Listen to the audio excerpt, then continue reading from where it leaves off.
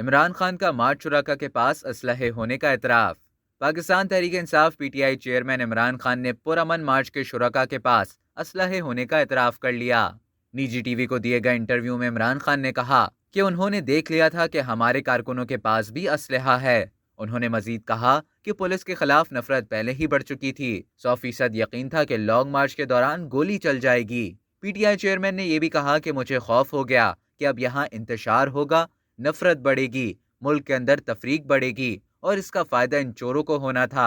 उनका कहना था कि 26 साल तारीख में हमने कभी इंतशार की पॉलिसी नहीं अपनाई। मुजरिमों ने कहना था ये इंतशार हो रहा है, ये कातिल है।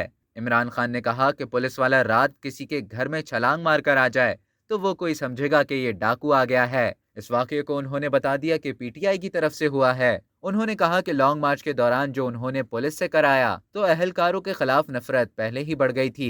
मुझे देखकर उन्हें और जोश आ जाना था। साबिक वजीर आजम ने कहा कि हमारी तरफ भी लोग तैयार हो गए थे, उनके पास पिस्तौल रखे हुए थे, मुझे यकीन था कि गोली चलनी है। अब तक के लिए इतना ही। मजीद खबरों और न्यूज़ अपडेट्स के लिए डेली जंग को सब्सक्राइब करना ना भूलिए।